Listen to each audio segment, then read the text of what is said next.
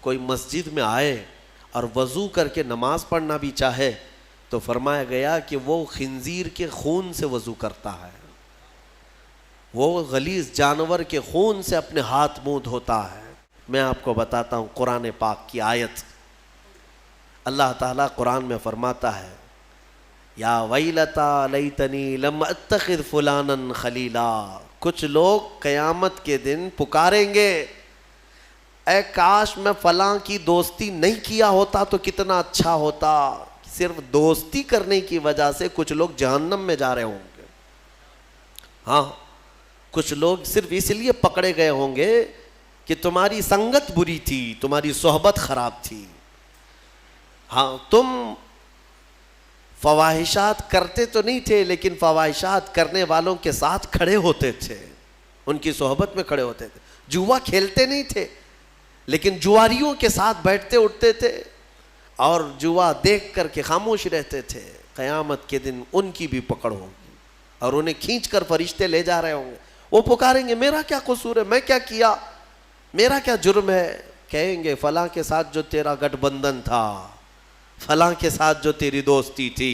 تب یہ پکارے گا یا ویلتا لیتنی لم اتخذ فلانا خلیلا، اے کاش میں فلاں کی دوستی نہیں کیا ہوتا تو کتنا اچھا ہوتا، میں تو بچ گیا ہوتا آج۔ لقد اضلنی عن الذکر، اسی نے مجھے غافل کر دیا، گمراہ کر دیا اللہ کے ذکر سے۔ اس لیے میرے عزیزو ایک بات یاد رکھیں، بہت ساری چیزیں میرے آقا صلی اللہ تعالیٰ علیہ وسلم کی حدیث سے میں تمہیں ثابت کر کے بتاؤں۔ حضور نے فرمایا برے آدمی کی صحبت میں بیٹھنا ایسے ہی ہے جیسے کوئلے کی کان میں جا کر آنا۔ کوئلے کی کان میں اگر تم سفید کپڑا پہن کر کے جاؤ گے اور آؤ گے، نہ کوئلہ اٹھاؤ نہ کوئلے کی کان میں کام کرو، لیکن تمہارے جا کر آتے ہی تمہارے سفید کپڑوں پر کالک لگ ہی جائے گی۔ اور حضور اکرم صلی اللہ علیہ وسلم کی حدیث کا مفہوم یہ بھی ہے۔ اور اچھوں کی صحبت میں بیٹھنا ایسے ہی ہے جیسے عطر کی دکان میں جا کے آنا۔ عطر لگاؤ نہ لگاؤ لیکن دکان میں جا کے آنے کے بعد تھوڑی بہت کپڑوں میں خوشبو آئی جاتی ہے۔ کیسی مثالوں سے میرے آقا نے فرمایا۔ اسی طرح دنیا میں تم اگر صالحین کی صحبت میں بیٹھتے اٹھتے ہو، اچھوں کی صحبت میں بیٹھتے اٹھتے ہو، تو اس کا اثر اتنا ہوتا ہے کہ قیامت کے دن جہاں وہ جا رہے ہوں گے فرشتے تمہیں بھی وہیں پر بھیج دیں گے۔ ہاں، بزرگوں کی صحبت میں بیٹھنے والوں کو ہم نے دیکھا ہے۔ بعض روایات میں ہم نے یہ بھی پڑھا، سرکار غوث اعظم عبد القادر جیلانی رضی اللہ تعالیٰ عنہ کے ہاں کام کرنے والا جو دھوبی تھا، غوث پاک کے انتقال کے بعد بغداد کے بڑے بڑے علماء اگر کسی مسئلے میں پیچیدگی آتی تو اس دھوبی سے جا کر سوال کرتے، اس مسئلے کا حل آپ کو معلوم ہے؟ وہ جواب دے دیا کرتے۔ کیوں؟ میاں صحبت میں جو بیٹھتا تھا، روزانہ فقہی مسائل کو سننا، اس کی پیچیدگیوں کو سننا، سنتے سنتے صحبت کا اثر اتنا کہ وہ فقہ کی باریکیاں بھی لوگوں تک بیان کرنے لگ جائے۔ ایسے ہی ہم نے دیکھا ہے ڈاکٹروں کی صحبت میں رہتے رہتے کئی لوگوں کو دوائیوں کے نام یاد ہو جاتے ہیں، بیماریوں کی جڑ معلوم ہونے لگ جاتی ہے۔ تو صحبت ہی کا تو اثر ہے، پڑھا نہیں ہے، کچھ بھی نہیں ہے، صحبت میں رہنے والے کو اثر ہو ہی جاتا ہے۔ شیخ سعدی رحمۃ اللہ علیہ نے فرمایا ہے، گلے خوشبوئے در حمام روزے رسید از دست محبوب بدستم۔ ایک دن ایک خوشبودار مٹی مجھے ہاتھ میں ملی، حمام میں خوشبودار مٹی تھی، تو میں مٹی کو سونگھا اور دیکھا کہ مٹی میں خوشبو کہاں سے آئی۔ تو شیخ سعدی فرماتے میں نے پوچھا اس سے، بدو گفتہ کہ مشکی یا عبیری کہ بوئے دلاویز تو مستم، میں نے مٹی سے پوچھا تو مشک ہے یا عنبر ہے، تیری خوشبو سے میرا دل مست ہو رہا ہے۔ گفتہ کہ من گلے ناچیز بودم وہ لیکن مدت باگل نشستم، کہتی ہے مٹی نہیں میں تو ایک ناچیز مٹی ہوں، میری کوئی حیثیت نہیں، میں مٹی ہی ہوں، نہ میں مشک ہوں نہ عنبر ہوں، لیکن ایک زمانے تک گلاب کے پھول کے ساتھ بیٹھی رہی، گلاب کے ساتھ میں بیٹھی رہی۔ جمال ہم نشیں در من اثر کر ورنہ من ہما خاکم کے ہستم. فارسی کا یہ شیخ سعدی رحمۃ اللہ علیہ نے گلستان میں فرمایا. وہ کہتی ہے مٹی کہ میرے قریب بیٹھنے والی صحبت کا یہ اثر ہے, یہ اس گلاب کا اثر ہے, ورنہ میں تو وہی مٹی ہوں جو میری مٹی کی حیثیت ہے. پتہ یہ چلا کہ مٹی بھی اگر پھول کے ساتھ رہے تو مٹی میں خوشبو آ جائے. تو اے میرے عزیزو, اپنی صحبت کو پاک رکھا کرو, اپنی صحبت کو پاک رکھا کرو. اور ہم نے دیکھا ہے کہ بہت سارے نوجوانوں کی جو لائن بگڑتی ہے, ان کا راستہ بھٹکتا ہے, تو یہ صحبت کا اثر ہے. یہ نشہ کہاں سے سیکھتے ہیں؟ یہ عیاشیاں کون انہیں سکھاتا ہے؟ انہیں بے حیائیاں کون تعلیم دیتا ہے؟ آسمان سے تو نہیں اترتی ان کے دماغ میں.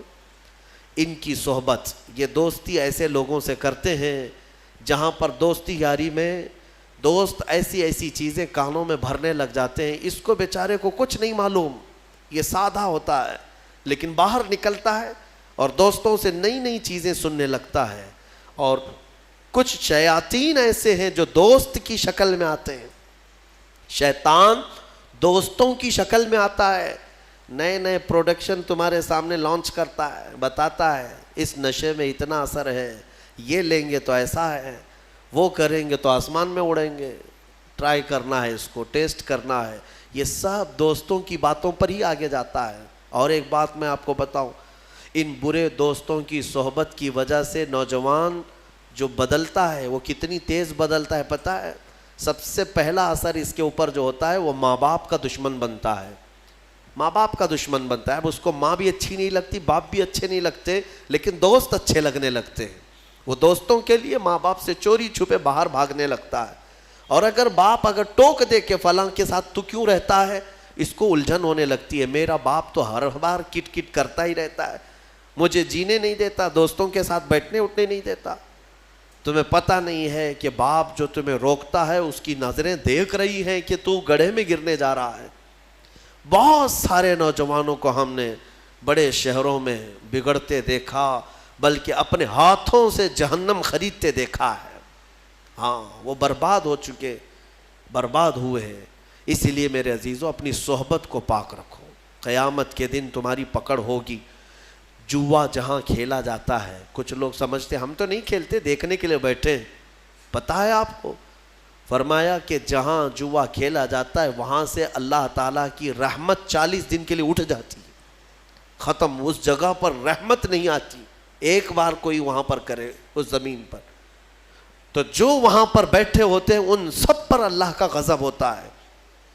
اور ایک روایت میں نے اس سے قبل بھی بتایا تھا کہ جوا کھیل کر, سود کھا کر کوئی مسجد میں آئے اور وضو کر کے نماز پڑھنا بھی چاہے تو فرمایا گیا کہ وہ خنزیر کے خون سے وضو کرتا ہے, وہ غلیظ جانور کے خون سے اپنے ہاتھ منہ دھوتا ہے. یہ نحوست ہے میرے عزیزو. مسلمانوں کو اس معاشرے سے, ایسے معاشرے سے پاک رہنا چاہیے. رسول کریم صلی اللہ تعالیٰ علیہ وسلم کا وہ معاشرہ نہیں جس میں قمار ہو, جوا ہو, نشہ ہو, نہیں.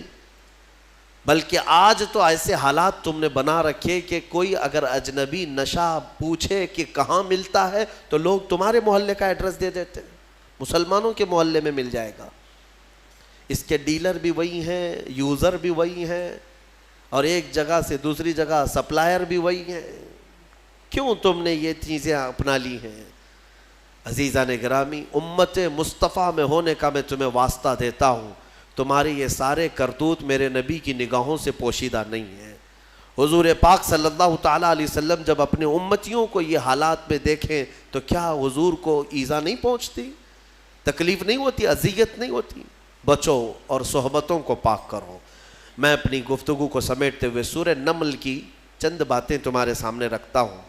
سورہ نمل, نمل چونٹی کو کہتے ہیں, عربی میں نمل چونٹی کو کہتے ہیں. ایک چونٹی کا ذکر آیا ہے اسی لیے اس سورہ کا نام نمل ہے.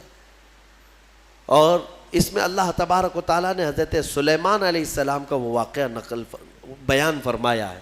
اللہ تبارک و تعالیٰ نے فرمایا, سلیمان علیہ السلام اللہ کے ایک ایسے نبی ہیں جن کو اللہ تعالیٰ نے علم و حکمت بہت زیادہ نوازا اور دنیا کی حکومت عطا فرمایا. بہت بڑی حکومت سلیمان علیہ السلام کے ہاتھ میں تھی. اتنا ہی نہیں، ہواؤں کو سلیمان علیہ السلام کے تابع کیا گیا تھا. وہ جس طرف چاہتے تھے ہوائیں اس طرف اڑتی. سارے پرندوں کی بولیاں ان کو سکھائی گئیں، جانوروں کی، جنات کی، ہر ایک کی بولی آپ کو سکھائی گئی اور ان پر حکومت بھی آپ کو دی گئی.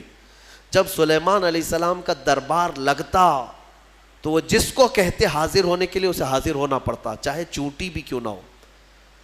پرندوں میں، جانوروں میں کبھی جھگڑا ہوتا تو فیصلے کے لیے سلیمان علیہ السلام کے پاس آتے.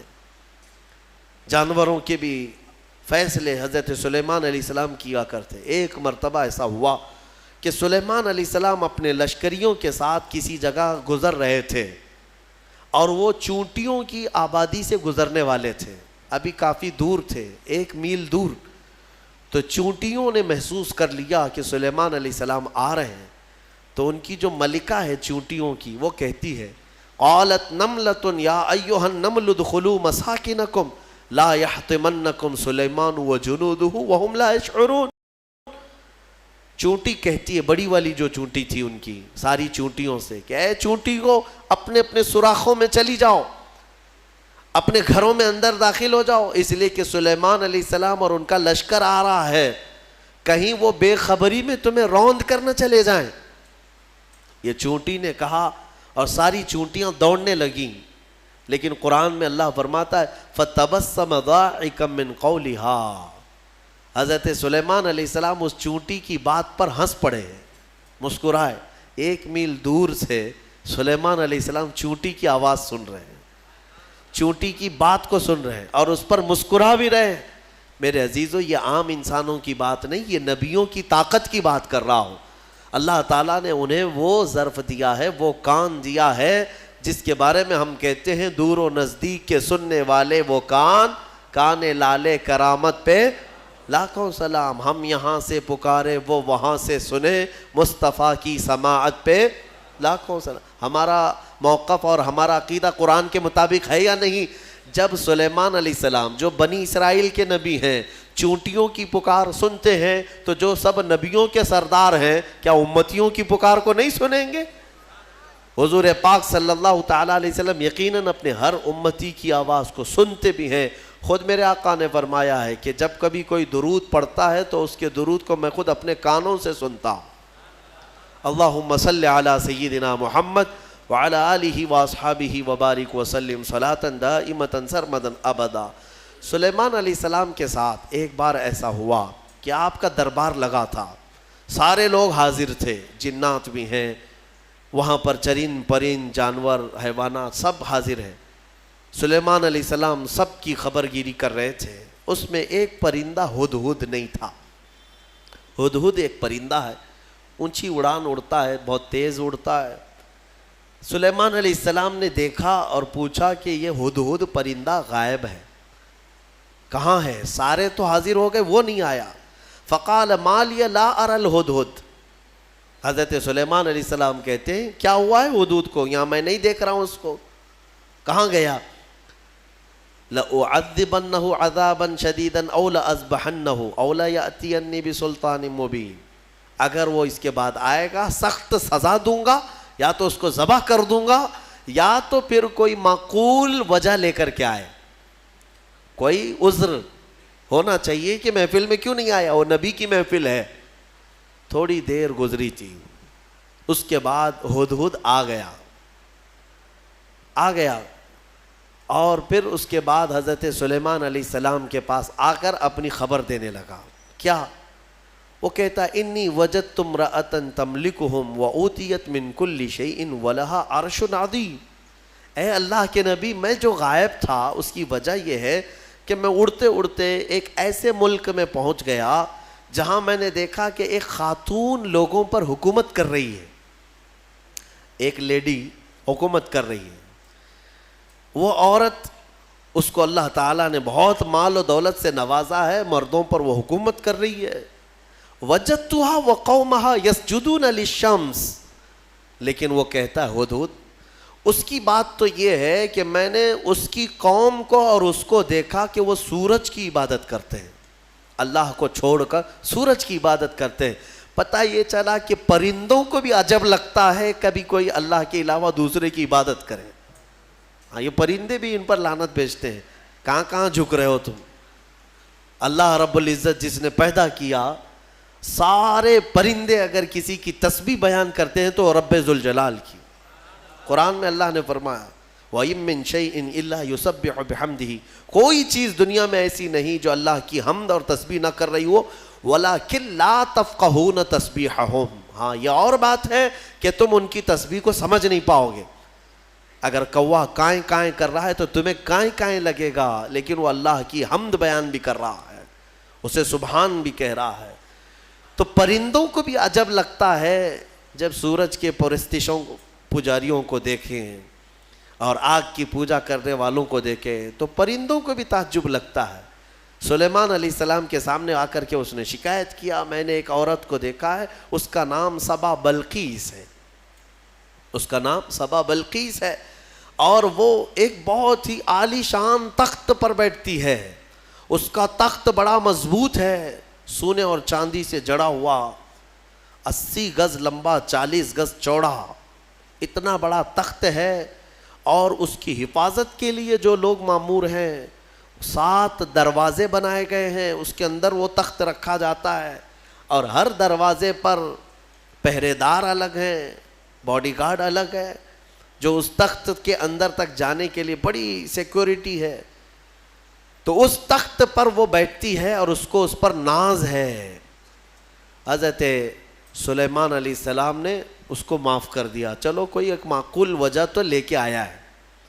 تب پھر سلیمان علیہ السلام نے کہا ایک خط لکھو اس کے نام پر. خط لکھا. حضرت سلیمان علیہ السلام نے پھر اس سے کہا ہدہد سے لے جا اور اس کے پاس ڈال دے یہ خط. خط میں کیا تھا؟ سلیمان علیہ السلام نے اس خاتون کو کہا اس سورج کی پرستش اور غیر اللہ کی عبادت سے نکل آ, اللہ رب العزت کی عبادت کی طرف آ, میں تجھے دعوت دیتا ہوں. یہ خط میں تھا. دین کی دعوت دینا نبیوں کا کام ہی ہے. انبیاء کرام علیہ السلام کا یہی وتیرہ رہا ہے. یہ خط لے جا کر کے سبا بلقیس کے پاس ہدہد نے ڈال دیا. ہدہد کے اس خط کو دیکھ کر کے وہ پڑھتی ہے. اس کے بعد اس میں لکھا ہوا تھا انہو من سلیمان و انہو بسم اللہ الرحمن الرحیم. سلیمان کی طرف سے یہ خط آیا ہے اللہ کے نام سے شروع جو نہایت مہربان رحمت والا. اور اس کے بعد جو میٹر تھا اللہ تعالی علیہ واتونی مسلمین, گھمنڈ مت کر, میرے پاس مسلمان ہو کر کے آ جا. سلیمان علیہ السلام نے دعوت دی. تب سبا بلقیس اس کا اپنا ایک رعب تھا, اس کی فوج تھی, اس کی رعایا تھی, حکومت تھی. تو اس نے اپنی قوم کے بڑے بڑے اعزاء کو بلایا, جو شرفاء تھے ان کو بلایا اور مشورے کے لیے پوچھا کہ لوگوں دیکھو میرے پاس سلیمان علیہ السلام کی طرف سے خط آیا ہے اور وہ مجھے بلا رہے ہیں کہ تو یہ سورج کی پرستش چھوڑ اور میرے دین پر آ جا, اللہ وحدہ لا شریک کی عبادت کر. تم لوگ کیا مشورہ دیتے ہو؟ تو لوگوں نے یہ کہا, اس کے جو وہاں محل کے پہرے دار تھے یا وزراء تھے, انہوں نے کہا قالوا نحن اولو قوت و اولو بأس شدید, ہم لوگ بہت طاقتور لوگ ہیں اور بہت سخت ترین حملہ کرنے والے لوگ ہیں, باقی معاملہ تمہارے اوپر ہے اے سبا بلقیس, اگر تم حکم دو گی تو ہم حملہ کریں گے, لڑیں گے. تو سبا بلقیس عقل والی خاتون تھی, اس نے کہا قالت ان الملوک اذا دخلوا قریۃ افسدوها, میں دیکھتی ہوں کہ جب بھی کوئی بادشاہ کسی ملک میں حملہ کرتا ہے تو پورا تباہ و برباد کر دیتا ہے, شہر کے شہر بکھر جاتے ہیں. وجعلوا اعزت اہلها اذلۃ, بڑے بڑے عزت والے لوگ ذلیل ہو جاتے ہیں, گھر ٹوٹ گئے, دکانیں برباد ہو گئیں. تو سبا بلقیس کا یہ جملہ توجہ سے کہ جب بھی کسی شہر پر یا کسی بستی پر یا کسی ملک پر حملہ ہوتا ہے تو بچتا کیا ہے؟ کھنڈرات, سب تباہ و برباد ہو جاتا ہے. لڑائیاں دو بادشاہوں کی ہوتی ہیں لیکن پوری تباہی قوم کی ہوتی ہے. ابھی ہم دیکھ رہے ہیں مسلسل اخبار یوکرین کی پڑھتے ہوں گے یا سنتے ہوں گے یا دیکھتے ہوں گے آپ لوگ.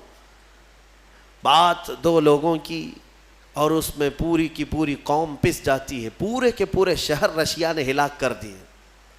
آج ہی جا کر کے اٹھا کر کے اخبار دیکھ لینا یا نیوز دیکھ لینا, ایک ایک شہر کو رشیا نے جو جلایا ہے 90% شہر جل چکا ہے, 90% شہر جلا ہوا ہے.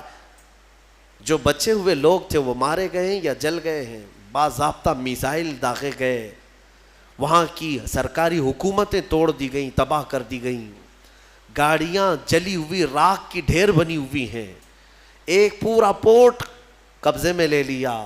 یوکرین چھوٹا سا ایک ملک ہے, لیکن رشیا پورے کے پورے ٹینک اتار دے, میزائل داغ دے, شہر کے شہر کو جلا دے. مزے کی بات تو یہ ہے کہ آتنکوادی نہیں ہے. ہاں, مزے کی بات تو یہی ہے کہ وہ ٹیررسٹ نہیں ہے, آتنکوادی نہیں ہے. آتنکوادی تو افغانستان والے ہیں, آتنکوادی تو ملک شام والے ہیں, یمن والے ہیں. دنیا کی اس دوہری پالیسی کو محسوس کرتے ہو کبھی؟ میڈیا والوں کی زبان سے سنا کہ رشیا آتنک پھیلایا ہوا ہے, دہشت پھیلایا ہوا ہے. ارے اس نے نہ جانے کتنوں کو ہلاک کر دیا ابھی 50 دن کے اندر. 50 دن کے اندر بھوکے پیاسے لوگ ہیں وہاں پر. آج یہ ڈھکی چھپی بات نہیں, سب کی آنکھوں کے سامنے ہے, لیکن کوئی کہتا ہے اس پر؟ دو سپر پاور لوگوں کی لڑائیاں ہیں, دنیا اس میں بات کرنے سے بھی گھبراتی ہے. ہاں, کوئی سرکاری کمنٹ نہیں کرے گا ابھی رشیا کے بارے میں کہ تو ٹیررسٹ ہے یا تو آتنکوادی ہے, کیونکہ ان کو بھی اپنے انجام کی فکر ہے, کہیں یہ دادا ہمارے اوپر بھی حملہ نہ کرے.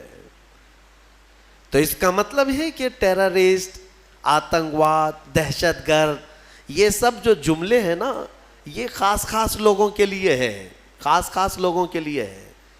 ہاں, اپنا ہو تو بیٹا ہے, دوسروں کا ہو تو پٹا ہے.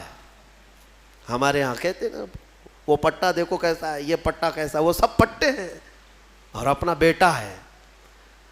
تو ان کی جس سے جمتی ہے ملتی ہے وہ پورا کا پورا شہر تباہ کرے, نہیں امن کے لیے کر رہا ہے وہ. اور اگر کہیں کسی کے ہاتھ میں بلیڈ بھی مل گیا تو ارے یہ تو بڑا آتنکوادی ہے. یہ ہے دنیا کی پالی. بہرحال میں جو بات عرض کر رہا تھا, سبا بلقیس کی بات صحیح ہے کہ اس نے کہا کہ جب بھی کبھی بادشاہ کسی شہر میں آتے ہیں تو سب تباہ کرتے ہیں. میں یہ کام کرتی ہوں کہ کچھ ہدیے, تحفے, مال سلیمان علیہ السلام کے ہاں بھیج دیتی ہوں. اگر وہ مال کے لیے ہی کر رہے ہیں تو یہ ہدیے لے کر کے چپ بیٹھ جائیں گے, خاموش ہو جائیں گے, ٹیکس لے لیں گے میرے سے, لڑائی نہیں کریں گے اور نہ ہی مجھے دین کی دعوت دیں گے. تو بہت سارے قیمتی تحفے دے کر کے بلقیس نے بھیجا سلیمان علیہ السلام کے پاس. وہ لوگ لے کر کے آئے, کہا ہماری ملکہ نے آپ کے حوالے کیا ہے. حضرت سلیمان علیہ السلام نے دیکھا, کہا ارجع الیہم, لے جاؤ اپنی ملکہ کے پاس یہ واپس, اس سے کئی گنا زیادہ اچھا مال میرے مولا نے مجھے دیا ہے. تمہاری ملکہ, تمہاری خاتون مجھے مال سے خریدنا چاہتی ہے, لے جاؤ. دین کی دعوت ہم نے مال کے لیے نہیں دی, یہ واپس لے جاؤ. اور اگر اس کا ارادہ نہیں ہے, ہم ابھی آ رہے ہیں اپنا لشکر لے کر کے, ایسا لشکر لے کر کے آئیں گے کہ نہ پہلے کبھی تم نے سنا تھا نہ بعد میں کوئی سنیں گے. اور اس کے بعد جب ان لوگوں کو پلٹا دیا واپس, پھر سلیمان علیہ السلام نے اپنے ہی مجمع میں پوچھا کہ یہ تو گئے واپس, اپنی ملکہ کو کہیں گے تو وہ آئے گی ضرور, آئے گی ضرور, لیکن میں یہ چاہتا ہوں کہ سبا بلقیس کے آنے سے پہلے اس کا تخت یہاں لایا جائے. کوئی ہے مجمع میں؟ قرآن میں ہے, قال عفریت من الجن انا آتیک بہ قبل ان تقوم من مقامک. ایک سرکش جن کھڑا ہوا, جنات میں سے ایک جن کھڑا ہوا اور اس نے کہا اے اللہ کے نبی میں لے کر آؤں گا. کتنی دیر میں؟ کہا آپ کی مجلس ختم ہونے سے پہلے پہلے لے آؤں گا. سلیمان علیہ السلام فلسطین میں ہے اور سبا بلقیس غالباً یمن کے کسی علاقے میں. یہ تقریباً 1000 کلومیٹر سے زیادہ کا فاصلہ ہے, اور جن کہتا ہے کہ آپ کی مجلس ختم ہونے سے پہلے میں لاؤں گا. ہماری تفسیر کی مجلس چل رہی, کتنی دیر چلے گی؟ یا سلیمان علیہ السلام کی مجلس ہوگی, دن بھر چلے, آدھا دن, پاؤ دن, گھنٹہ. اس نے کہا تو سلیمان علیہ السلام نے کہا اس سے بھی جلدی مجھے چاہیے, اس سے بھی جلدی چاہیے. جن آپ یہی سمجھتے ہیں نا, جنات سب سے زیادہ طاقت والے ہیں، اور جنات کو حاصل کرنے کے لیے بیچارے کتنے کیا کیا عملیات میں لگے رہتے ہیں اور سر پھرے بن جاتے ہیں۔ ہاں، موکل چاہیے، جنات چاہیے، کائے کو چاہیے؟ ارے ایک جنات قابو میں آئے گا تو ایک بینک پوری اٹھا کے لائے گا۔ ہاں، دیکھا ہے کہیں کوئی ایکسس بینک لوٹ کر کے جنات لے گئے ہوں؟ کوئی بینک اٹھا کر کے خواہ مخواہ کی چیزوں پر کیوں پڑے رہتے ہو؟ یہ ان باباؤں کے چکر ہیں جنہوں نے تن آسانی تمہیں سکھائی ہے، تم کو اپنی طاقت معلوم نہیں۔ جنات دنیا میں اگر کسی سے ڈرتے ہیں تو ہم انسانوں سے ڈرتے ہیں، تمہیں پتہ ہی نہیں، انسانوں سے ڈرتے ہیں۔ اگر ڈر نہ ہوتا تو سب کو مار چکے ہوتے ہو ابھی۔ اللہ نے تمہارا رعب رکھا ہے جنات پر، وہ براہ راست ڈائریکٹ آ کر نقصان نہیں پہنچاتے۔ خیر، اس کے بعد ہوا کیا؟ قال الذی عنده علم من الکتاب انا آتیک بہ قبل ان یرتد الیک طرفک۔ پھر سلیمان علیہ السلام کے امتیوں میں سے ایک انسان وہ کھڑے ہوئے جن کے پاس کتاب کا علم تھا۔ کون سی کتاب؟ زبور کا۔ زبور کے وہ حافظ تھے، نبی نہیں تھے۔ سلیمان علیہ السلام کی امت کے ایک ولی تھے، آصف بن برخیا۔ وہ کھڑے ہوئے کہا اے اللہ کے نبی میں لے آتا ہوں۔ کہا کب تک لاؤ گے؟ کہا آپ کی پلک جھپکنے سے پہلے لاؤں گا، آپ کی پلک جھپکنے سے پہلے لاؤں گا۔ اتنا فاسٹ۔ اور قرآن کہتا ہے فَلَمَّا رَآهُ مُسْتَقِرًّا عِنْدَهُ۔ حضرت سلیمان علیہ السلام سے بھی بات ہو رہی تھی، پھر سلیمان علیہ السلام نے پلٹ کر کے دیکھا تو وہ تخت لا چکے تھے۔ ارے اتنی تیز، یہ کون سی طاقت ہے؟ انٹرنیٹ کا زمانہ، فیکس کا زمانہ، کوئی ایسی چیز ہے جو فوراً پارسل میں بھیج دی جائے؟ آج بھی اتنی فاسٹ سروس نہیں آئی۔ یہ 4000 سال پہلے اگر فاسٹ سروس آئی تھی تو تمہیں اندازہ ہونا چاہیے قرآن بتا رہا ہے اولیاء اکرام کی طاقت کتنی ہوتی ہے۔ اور اسی کو میں کہتا ہوں، پھر اندازہ کرو بنی اسرائیل کے ایک ولی پلک جھپکنے سے پہلے تخت لا سکتے ہیں، تو امت محمدیہ کے ولی غوث اعظم عبد القادر جیلانی بغداد میں بیٹھ کر کے اگر یہ فرمائیں کہ میرا مرید مشرق میں ہو اور میں مغرب میں ہوں، اگر اس کا سطر کھل جائے، مجھے اس نے پکارا تو میں وہیں سے اس کی سطر پوشی کروں گا۔ بالکل غوث پاک نے حق فرمایا، کیونکہ اولیاء کو اللہ نے وہ طاقت اور وہ تصرف عطا کیا ہے۔ بہرحال وہ تخت تو آ گیا۔ وہ پتہ نہیں کتنے دنوں کے بعد سبا بلقیس آئی، سلیمان علیہ السلام نے اس میں تھوڑے سے سوراخ کر دی، کچھ جگہ سے کھرچ دیا اور کہا اس کو تھوڑا سا ڈیمیج کر کے رکھو اور دیکھتے ہیں اس کو آنے دو وہ اپنے تخت کو پہچانتی ہے یا نہیں۔ وہ آئی، بڑا لمبا سفر طے کر کے، اور بلقیس کے آنے کے بعد سلیمان علیہ السلام نے اندر بلایا اور پھر پوچھا کہ یہ تخت کو پہچانتی ہو؟ یہ تخت جانتی ہو؟ تیرا تخت بھی ایسا ہی ہے؟ سبا بلقیس نے کہا میرا تخت ایسا نہیں، میرا یہی تخت ہے۔ قالت کأنہ ہوا، وہ ایسا نہیں ہے، دکھتا نہیں ہے، یہی ہے، دنیا میں ایسا دوسرا تخت ہے ہی نہیں۔ اور اس کے بعد سبا بلقیس نے فوراً کلمہ پڑھا اور سلیمان علیہ السلام کے دین میں داخل ہو گئی۔ یعنی اپنے غرور میں نہیں، یا گھمنڈ میں نہیں، یا بادشاہت کا نشہ نہیں، بلکہ سلیمان علیہ السلام کے دین پر وہ ایمان لائی، اللہ وحدہ لا شریک کی عبادت میں آ گئیں۔ یہاں تک کہ روایات میں ہے کہ سلیمان علیہ السلام نے سبا بلقیس سے نکاح بھی فرمایا۔ اللہ تبارک و تعالیٰ ان تمام چیزوں سے ہمیں درس لینے کی توفیق عطا فرمائے۔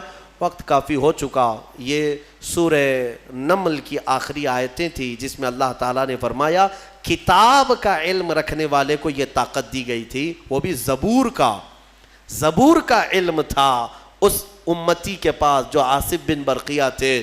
اب اندازہ کرو جس کے پاس قرآن کا علم ہوگا تو اس کی طاقت کا اندازہ کیا ہو سکتا ہے۔ اسی لیے مولا کریم نے تمہارے پاس دنیا کی سب سے بڑی طاقت قرآن عطا کیا ہے۔ خذوا ما آتیناکم، فرمایا پکڑو اس کو مضبوطی سے جو ہم نے تمہیں دیا ہے۔ انشاءاللہ العزیز یہ قرآن کو جس نے مضبوطی سے تھام لیا، پھر تمہاری کھوئی ہوئی عزت و وقار کو بھی تم پلٹا سکتے ہو۔ اللہ کریم ہمیں قرآن کے پیروکاروں میں بنائے اور اس کو سن کر عمل کرنے والوں میں ہمیں شامل فرمائے۔ وآخر دعوانا ان الحمدللہ رب العالمین۔ سلام علیکم۔